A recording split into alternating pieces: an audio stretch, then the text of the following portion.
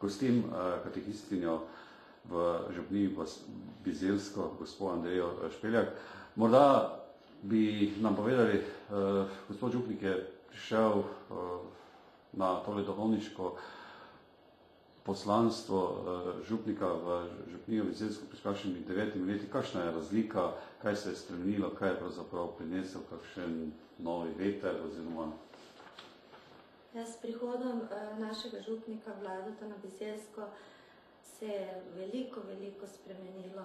Naša župnija je bila potrebna materialne obnove in tudi na pastoralnem področju.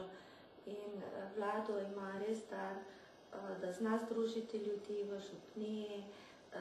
Ne gre se samo za to, da bi obnovil župnijsko cerkev, župnišče, podružnice, ampak tudi, da je duhovno župnija raste. To se mi zdi še bolj pomembno, ker mnogokrat se zgodi, da je samo prazna cerkev lepo obnovljena, ni pa živega občestva. Pri nas je pa to zaživelo. Ljudje, Vlado ima res dar prijateljstva, povezuje ljudi, zna se z vsakim pogovoriti in veliko je naredil.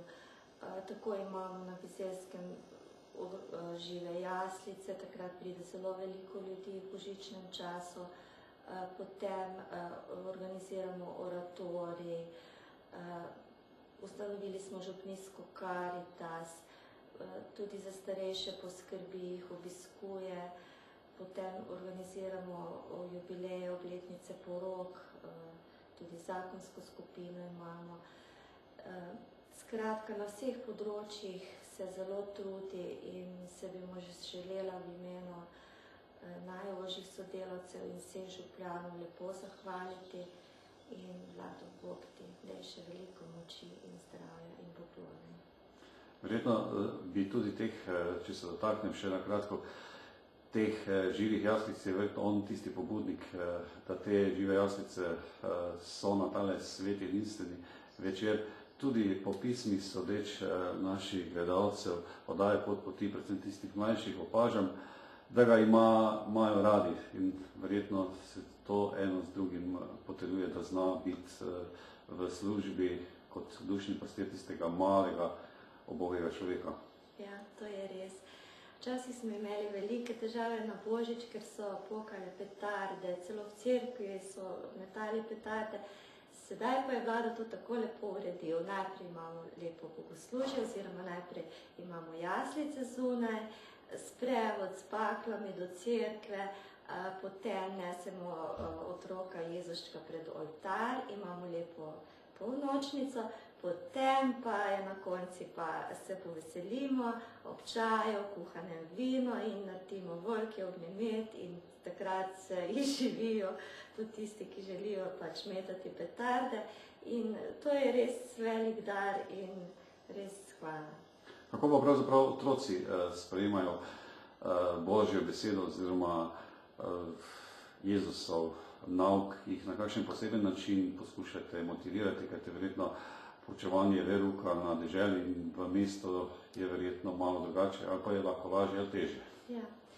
No, otroci, poučujem 1. in 2. razred, to so otroci res še otroške duše, odprti in poskušamo skozi naravo, skozi take čisto pojave, kot so sonce, dež, veter, po ljubezni, ki imajo otroci v družini, po starših, po vseh takih stvarih, ki se otrok dotaknejo v tem obdobju, poskušamo potem priti do stvarnika, do Božje ljubezni, naprimer, ko se pogovarjamo, kako starši skrbijo za njih, potem nadaljujemo naprej, kako pa naš nebeški oče skrbi za nas in poskušamo ljudem, otrokom povedati, da nas je Bog ustvaril zato, da ga slavimo, častimo, ljubimo, zato, da živimo po tistih moralnih zakonih, ki so v 10 Božjih zapovedih nekje združene in da to prinaša v življenje blagoslov, srečo in blagostanje. Pa naj je to duševno, duhovno in telesno. Jaz se vam zahvaljujem za pogovor. Vaš pa, spoštovani gledalci in gledalke, pa povabim v k enemu kratkemu razgovoru z tukajšnjim župnikom Vlado Leskovarjem.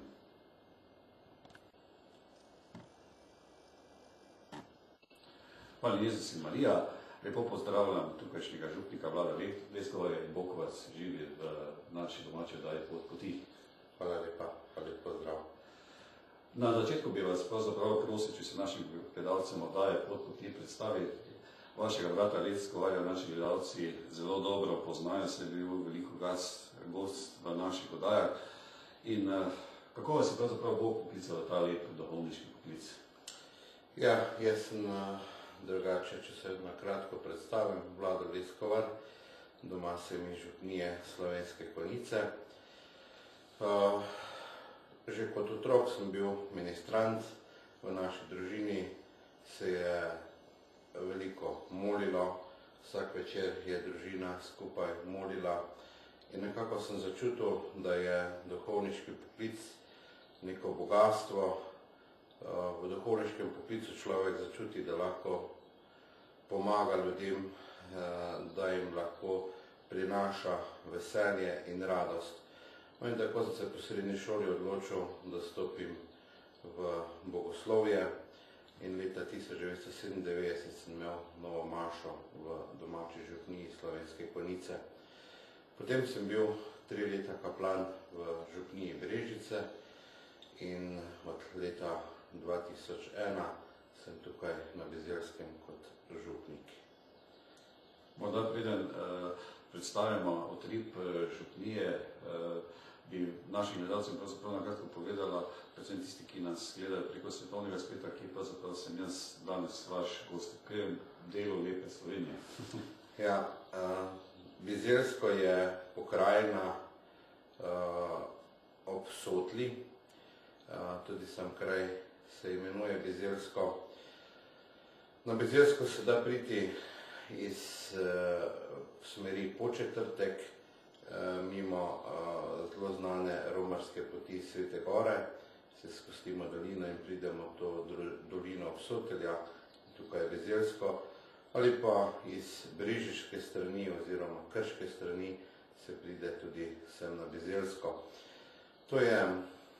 Tu je veliko gričev, veliko vinogradov je tukaj in tako da je ena zelo lepih pokrajin tukaj na Bizeljskem.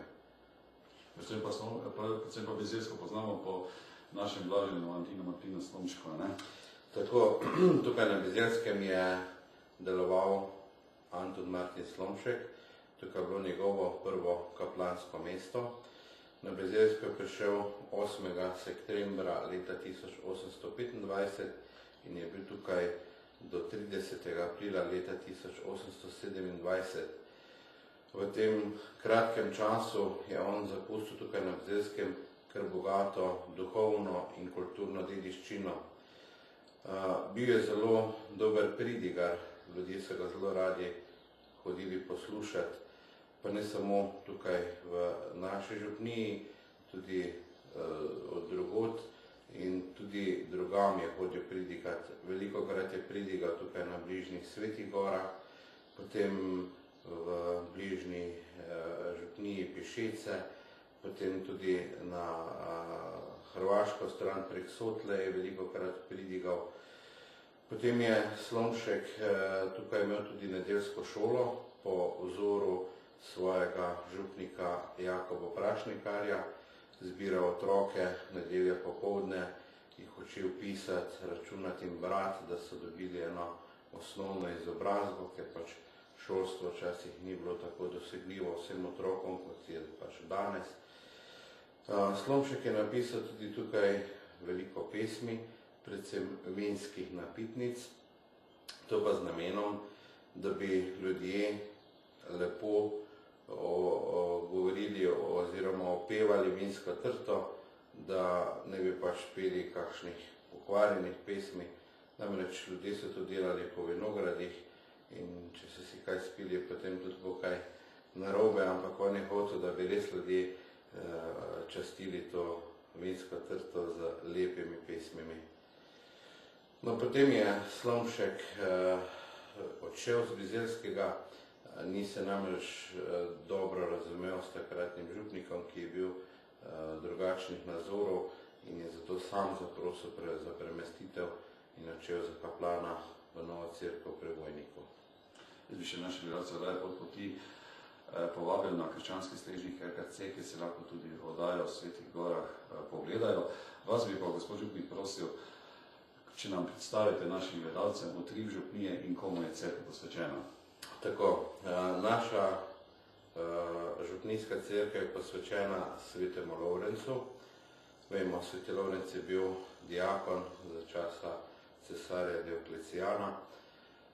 Kar nekaj cerkva je posvečenih v Sloveniji svetemu Lovrencu, tudi nekaj krajev se imenuje po Lovrencu. No in ta župnijska cerkev je iz leta 1737, pozneje so jo še malo preuredili, nazadnje leta 1936 so naredili še freske, ki jih je naredil znani slikar Stanko Fras iz Slivnice pri Mariboru. Seveda smo cerkev tudi potem obnavljali in tako je pač cerkev takšna, kot je danes. Cerkev je bolj majhna, ni ne vem kako velika, namreč sama župnija Bizeljsko ni tako pretirano velika.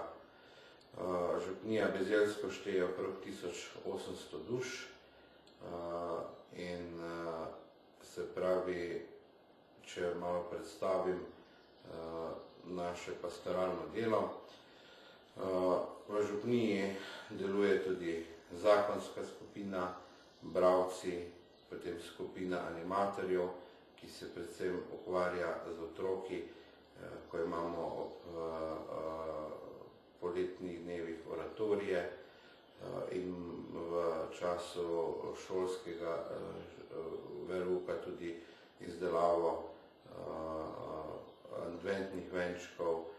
Potem se ta skupina pripravlja tudi na žive jaslice v času Božiča in potem izdelujemo tudi butace in tako na nek način ta skupina animatorjev pomaga in deluje pri verskem življenju v župniji. Če še malo se ustavimo v živih jaslicah, ki vsako leto pripravljamo, že kar nekaj let tukaj na Bizeljskem pripravljamo žive jaslice. Imamo to en zelo lep dogodek. Zberemo se vsi v centru Bizeljskega,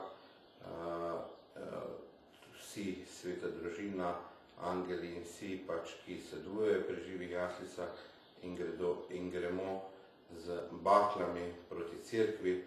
Tukaj pri cerkvi je postavljen hlevček in tukaj se potem v tem hlevčku odvije ta lepa božična zgodba, rojstvo Jezusa Kristusa.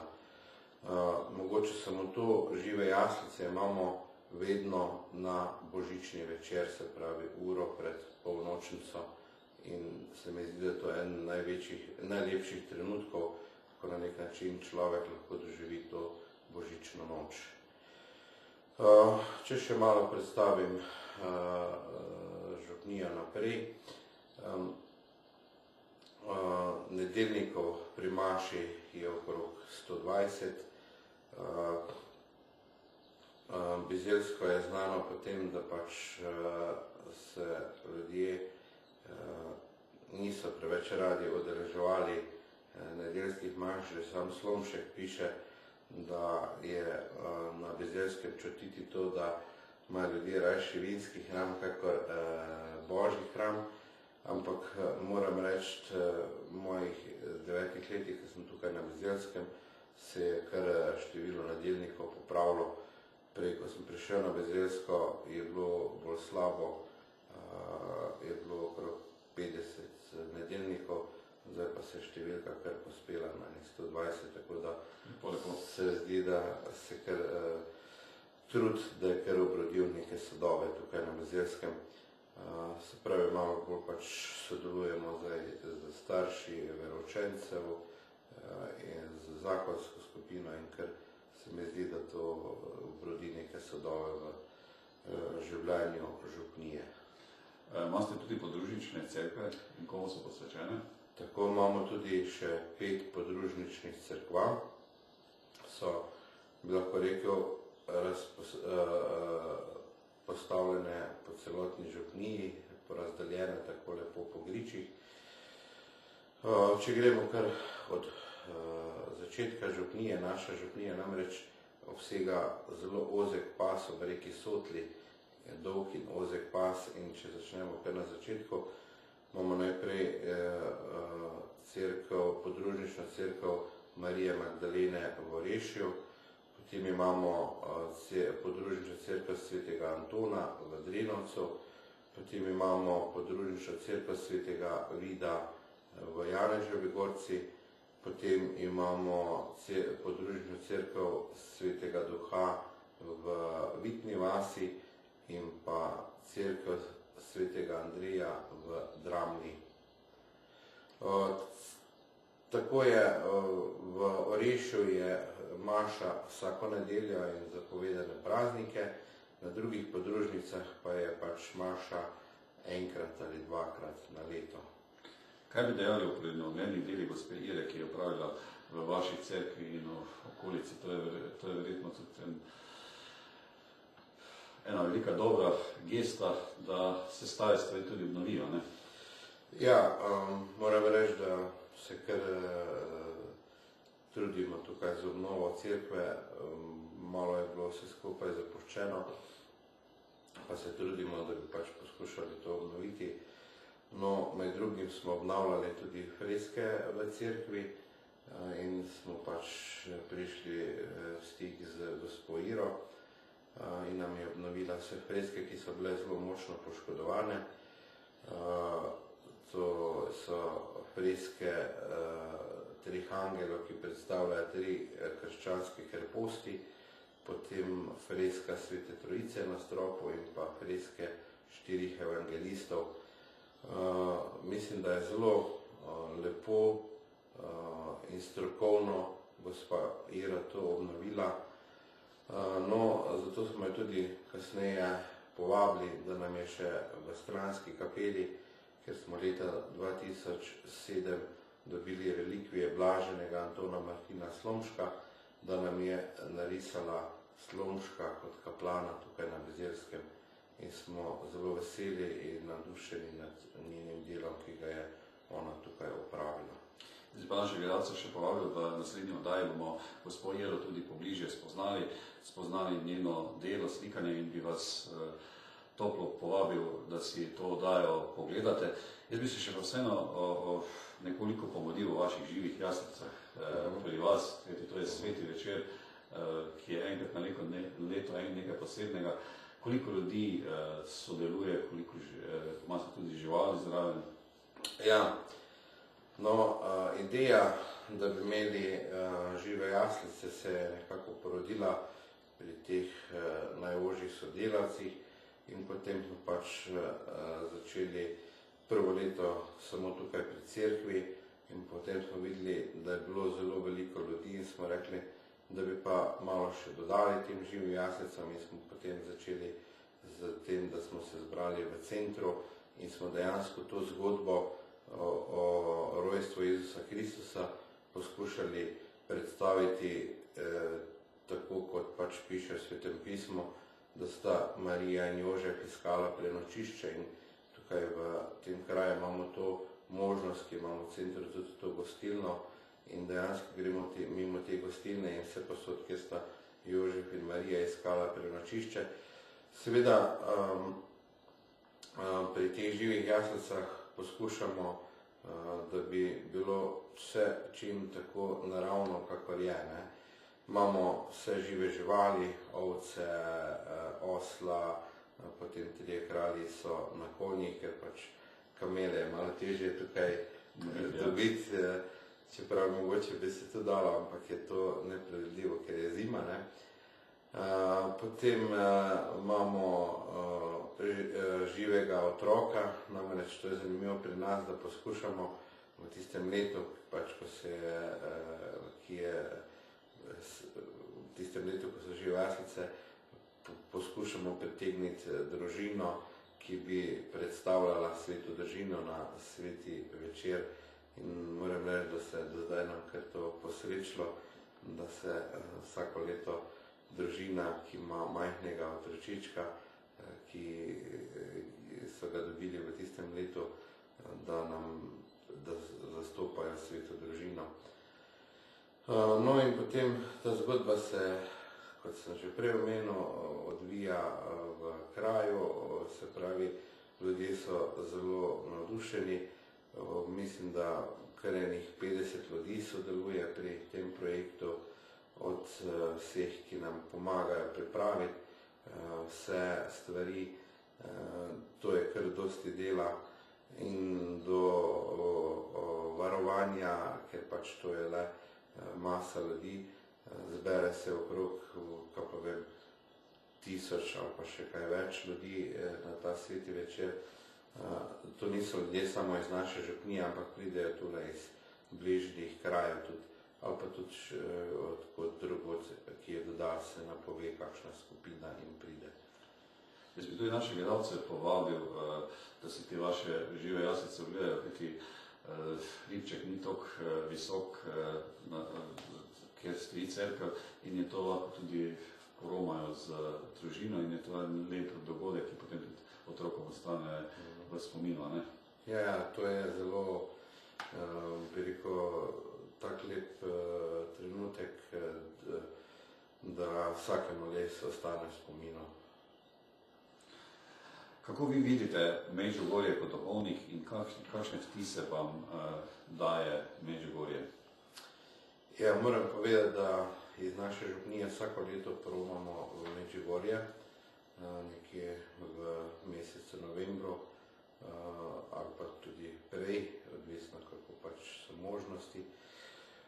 Že mislim, da kar enih 8 let že romamo v Medžugorje. Jaz sem že prej, nekje leta 87 romal v Medžugorje, potem nekaj let nisem bil v Medžugorju in potem sem bil že kot bogoslovec enkrat v Medžugorju. Zdaj pa kar redno zahajamo oziroma romamo Mariji Medžugorje. Moram povedati, da je za mene osebno to en kraj milosti, kraj, kjer človek na nek način res lahko začuti molitev, občestvo, kjer se človek lahko umiri, duhovno napolni, ker imaš na nek način res tiste stvari, ki doživiš, ki v vsakdanjem življenju ne moreš doživeti. Jaz mislim, da je za mene res to en kraj miru in molitve, kjer se lahko tudi duhovno napolnim v tem kraju Medžugorje. In bomo še romali k Mariji, ker vemo, Marija nam daje tisto varstvo, zavetje in ljubezen, ki jo pač ljudje, posebej pa mi duhovniki, potrebujemo v življenju. To ste zelo lepo povedali. Poznate delo skavtov, kako vidite današnjo mladino, predvsem pa so naši gledalci mi tudi pisali, da na nek poseben način znate tudi mladino nagovoriti. Ja, moram povedati, da sem jaz tudi skavt, da sem bil za časa študija kar aktivn skavt, najprej pri skavtih v Slovenskih Konjicah in pozneje še v Mariboru. No, jaz mislim, da pač delo z mladino je potrebno se tudi sam sebe dati, ne? In z njimi nekako živeti. To je edino, kar mladi ljudje cenijo, mislim, kar jih tudi pritegne, ne? Človek, ko odrašča, ne, pričakuje pač neko, pa tako bom rekel, ko se mladi ljudje formirajo, potrebuje nekoga prvič, ki jih bo razumel, ki bo pa tudi znal jim povedati, kje je kakšna meja v življenju, kje so stvari, ker tu je lahko zelo mala meja, če človek se ukvarja z vzgojo mladine, lahko se malo potem poistoveti z njimi, pa zgubi na nek način kompas, če pa zna z njimi biti in tudi na nek način pokazati meje, to pa mislim, da je mladim zelo všeč. Kar se tiče skavtov, tukaj v naši župniji skavtov nimamo, ker pač je to malo drugačen način življenja tukaj na Bizelskem, ker pač je župnija zelo raztrešena, potem tu zahteva delo z mladino malo drugačen prijem. Nekaj sicer jih hodi bližnje župnije, kjer imajo skavte, recimo tukaj se zdaj formira v Brežicah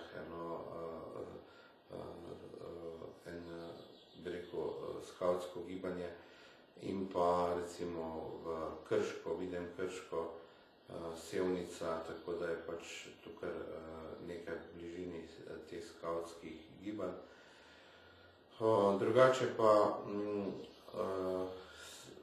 kot skavt sem zelo bil vesel, ker je to le neko druženje istomislečih mladih, kjer tudi lahko na nek način svojo energijo sprostiš, kar pa mladim to moraš omogočiti. Mladi imajo veliko energije in je prav, da to energijo znamo usmeriti v dobro za njih. Menite, da je družina v Sloveniji v krizi? Imate tudi, ste prej omenili zakonsko skupino, tudi kako deluje verjetno? Če se pač samo ostavim malo pri zakonski skupini, imamo zakonsko skupino, tukaj je enih, tam prihaja od 8 do 12 parov, različno pač enkrat mesečno imamo srečanja, organizirano imamo tako, da vedno en par pripravi srečanje, jaz sem navzoč kot duhovnik in pač tu pa tam pomagam, poslušam pa in kaj tudi svetujem iz svojih izkušenj in tako naprej. Mislim, da kar dobro dela naša zakonska skupina. V mesecu maju imamo tudi en dan posvečen družinam, tu imamo eno nedeljo v mesecu maju, kjer družine poromamo tukaj na en bližnji vrh, na Špiček se mu reče, in tam imamo svetomašo in potem nadaljujemo z družabnimi igrami pa z druženjem, tako da je to en zelo lep dan se ustvari. No, jaz mislim, da je družina v krizi toliko, kolikor smo v našem vsakdanjem življenju malo pozabili na tiste vrednote, ki so pomembne za življenje, ne samo v družini, tudi na splošno v vsakdanjem življenju, ne. Malo je k temu krivo tudi razmišljanje, da mora človek v življenju vse imeti, vse materialno bogatstvo, kar ni potrebno. Za srečno življenje človek ne potrebuje toliko materialnega bogatstva, pač pa bolj duhovnega bogatstva, ne. In tu se vidi potem pomanjkanje vrednot. V družine se mi zdi, da ne znajo več se pogovarjati, ne.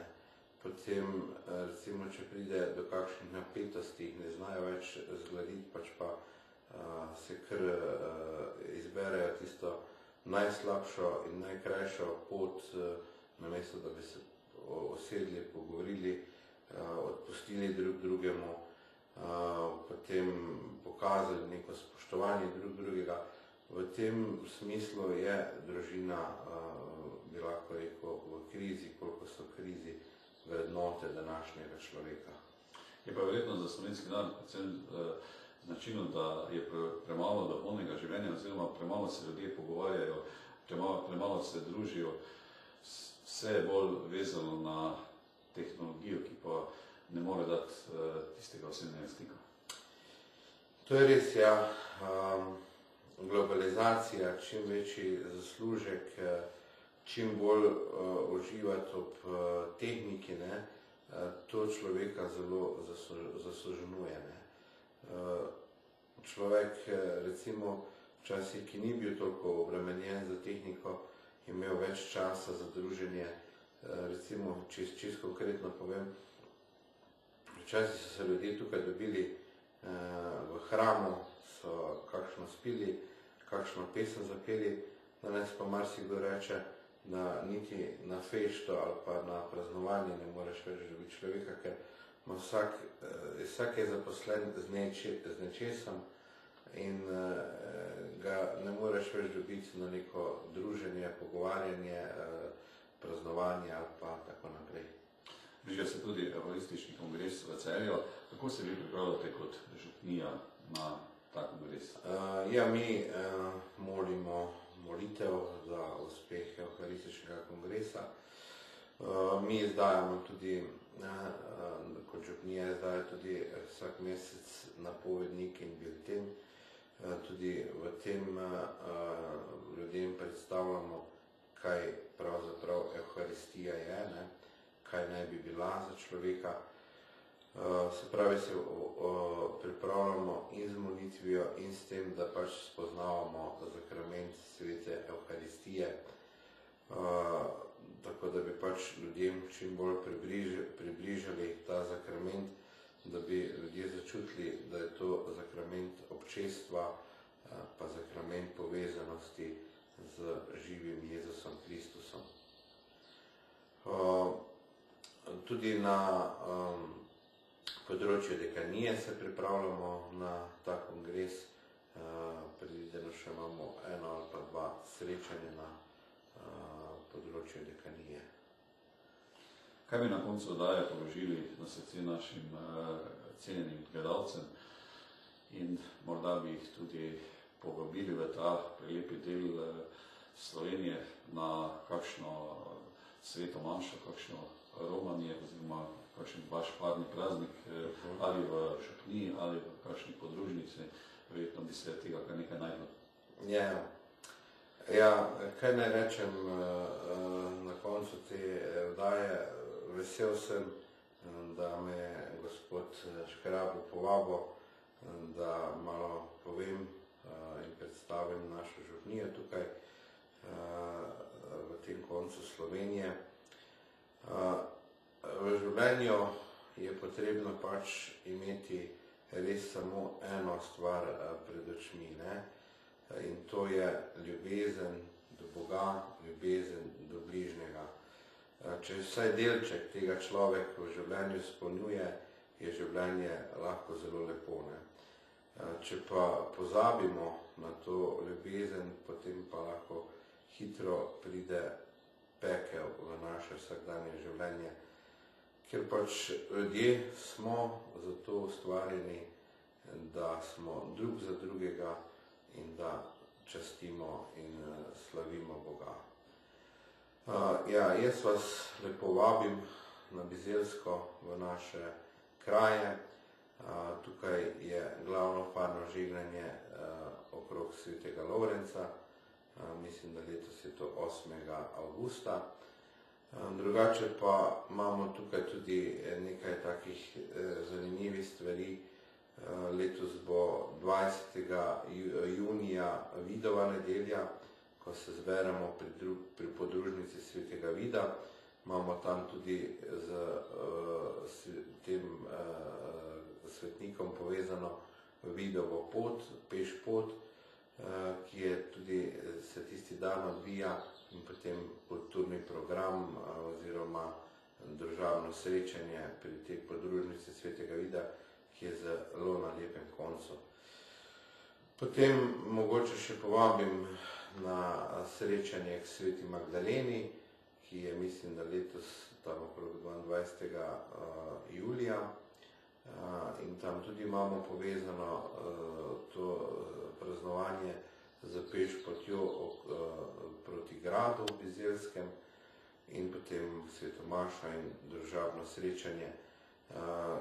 Ker veliko ljudi prihaja in se imamo lepo ob teh svetih mašah in ob teh družabnih srečanjih. Zato pridite na Bizeljsko. Tukaj imamo tudi veliko drugih ponudb še. Če prijete, lahko si ogledate repnice, potem Slomškovo razstavo in tako naprej, tako da vam ne bo žal, če boste prišli v te naše kraje. Predvsem pa najlepši bo za sveti večer, ne? To pa sigurno, da pridete pogledati naše žive jaslice in doživite zgodbo oziroma prav, bi rekel, tisto božjo bližino svetega večera. Gospod župnik Vlado, jaz se vam zahvaljujem za pogovor. Naše gledalce oddaje Pot poti bi povabil v naslednjo oddajo, da ostanete v družbi naše televizije z nami, kajti predstavili bomo slikarko gospo Iro. Začeli bomo oddajo v Podgorju, potem bomo spoznali tudi vašega brata Petra Leskovarja, potem bomo tudi končali oddajo v Bizeljskem. To bo ena lepa oddaja in ste toplo vabljeni. Spoštovane gledalke, cenjeni gledalci, pozdravljam vas pa s tistim starim krščanskim pozdravom in vam želim vse dobro. Hvala Jezus in Marija.